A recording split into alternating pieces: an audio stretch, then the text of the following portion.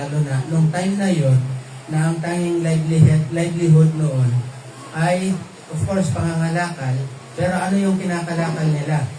Yung mga itinatanim, yung mga magsasaka, at saka yung mga inaalagaan ng mga shepherd.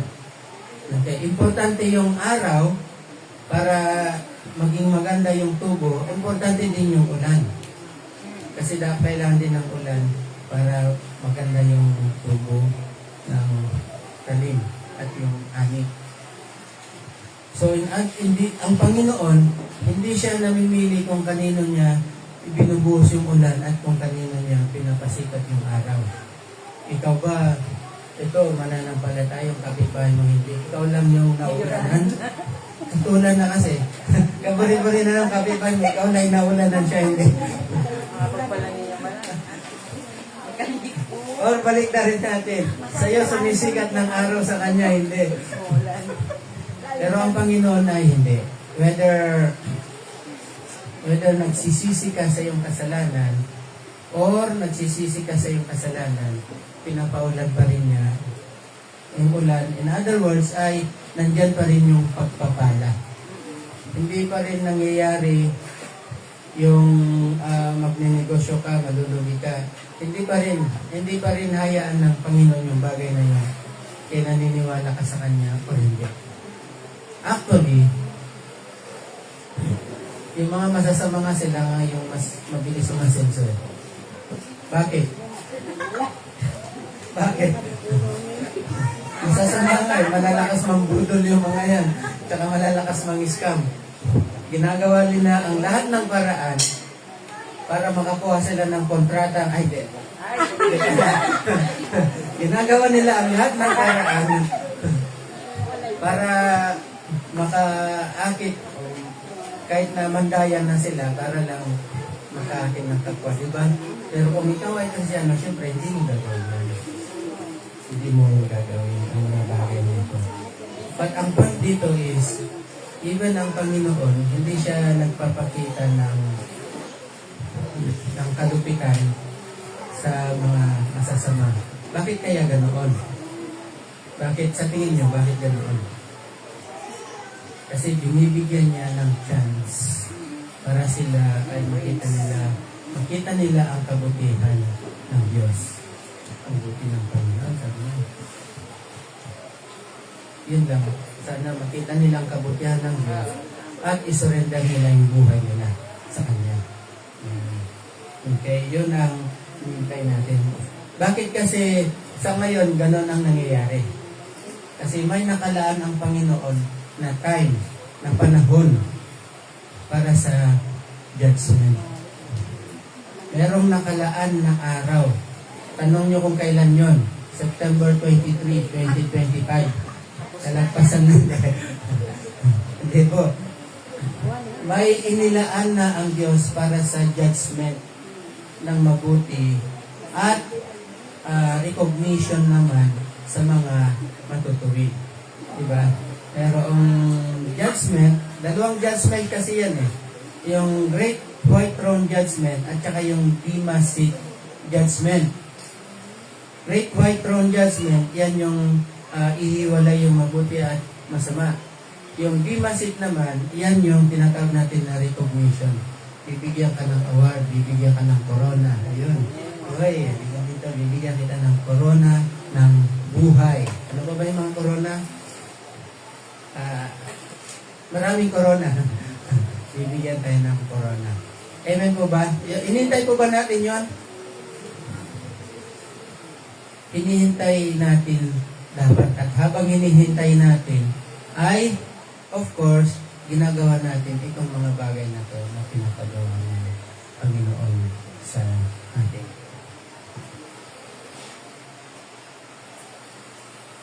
So, ang tanong, paano ba natin iibigin ang ating kaaway? Paano nga ba? Sa tingin nyo, paano?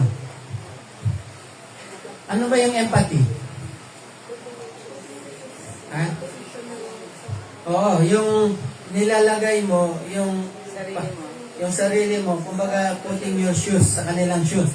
Yun. Ano ibig sabihin nun? Yung bang, bakit kaya siya nagagalit?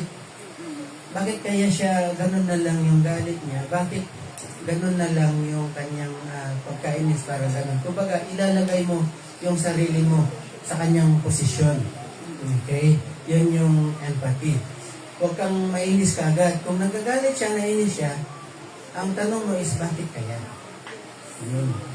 Yun ang pinaka-the best. Huwag kang gaganti ng magalit ka rin. Okay?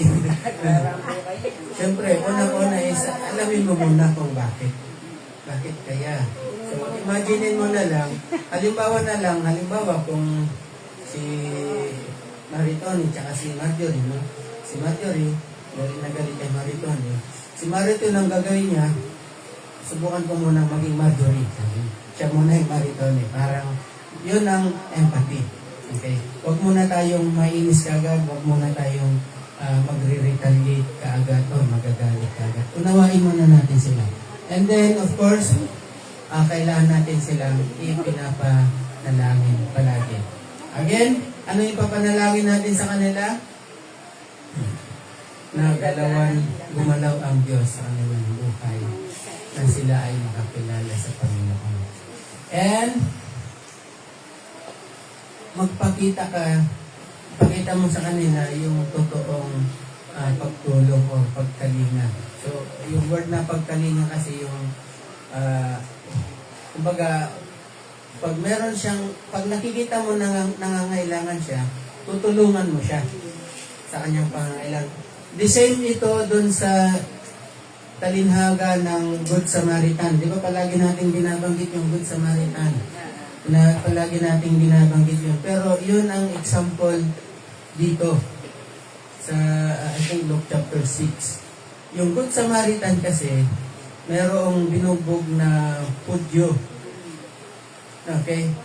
Yung Hudyo na yun na binugbog, halos ninakawan siya, binugbog, halos wala na siyang buhay. So, dumaan yung isang religious leader, nakita niya, kasi ang mga religious leaders ayaw nilang humahawak ng bangkay dahil para sa kanila, madi-defile sila. Kaya nakita nila, patay na to, iniwasan na lang.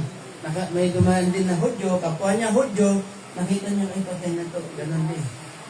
Pero ang Samaritan at saka mga Hudyo, kumbaga mortal yung mga yan. Anong mortal? Mortal na magkaaway. Okay, gaano ka mortal? Ito, Judea, Samaria, Galilee, Samaria, Judea.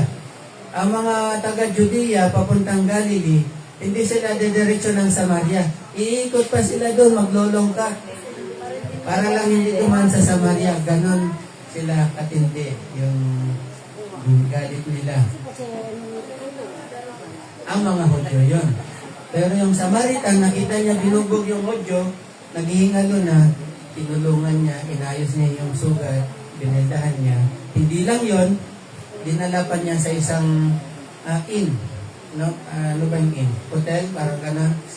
At hindi lang yon. Kung ano man yung gastos niya, ako magbabayad, sabi niya. O diba? Yun ang pinakamagandang halimbawa nito kung paano mo ibigin ang iyong kaaway. Okay? At of course, dapat nandun yung pagpapatawad. Dapat nandun yung pagpapatawad. Another example yan, maliban dun sa Luke chapter 6, yung Good Samaritan, ay nasa Romans chapter 12, verse 17 to 21. Romans chapter 12, huwag ninyong gantihan ng masama ang masama. Do not pay evil for evil, sa English na. Sikapin ninyong mamuhay ng marangal sa harap ng lahat ng mga tao. So, ang gagawin natin, huwag tayo gaganti, pero sikapin natin na mamuhay ng marangal. Ibig sabihin, ayusin mo yung buhay mo. Hindi mo ayusin ang buhay niya. Okay, ikaw muna. Ayusin mo yung buhay mo sa harap ng lahat ng tao hanggat maaari, gawin ninyo ang inyong makakaya upang mamuhay kayo ng mapayapa sa lahat ng tao. Okay, hanggat Mga minamahal, verse 19, huwag kayong maghihiganti. Sabihin nyo nga, maghihiganti. Maghihiganti. Hindi, mali pala. Sabihin nyo, huwag kayong maghihiganti. Huwag kayong maghihiganti. Ayun. So, huwag kayong maghihiganti. Ipaubayan ninyo iyon sa galit ng Diyos. Alam niyo po ba na mas mahirap yung galit ng Diyos? Isa rin yun yung dahilan kung bakit kailangan natin ipanalangin yung mga umusik sa atin. Kasi pag ang Panginoon ay nag-repay sila, mas mahirap po. Mas mahirap. Okay? So, huwag kayong magiganti, ipaubayan ninyo yon sa galit ng Diyos, sapagkat nasusulat, akin ang paghiganti, ako ang gaganti. Sabi ng Panginoon. Okay? Siya ang gaganti. Sa halip, eto na, kung nagugutom ang iyong kaway, ay pagkainin mo. Lahat ng napanis na ulit, bigay mo sa kanya. Hindi po yun. Hindi po yun. Okay? So, pakainin mo, in other words, ay ibigay mo kung ano yung kanyang pangangailangan niya na meron ka naman. Kung siya ay nauuhaw, painumin mo, sa gayon ay magbubunton ka ng mga baga sa kanyang ulo. Yun. Ito, literal yung pagka-translate. Magbubunton ka ng mga baga. Ano bang ibig sabihin nung subukan mo nga lagyan ng baga yung ulo? Ang katabi mo, anong mangyari? Naku, kalbo. Pero ito ay galing sa Proverbs chapter 25. Ang ibig sabihin ng heap up burning coals in his head.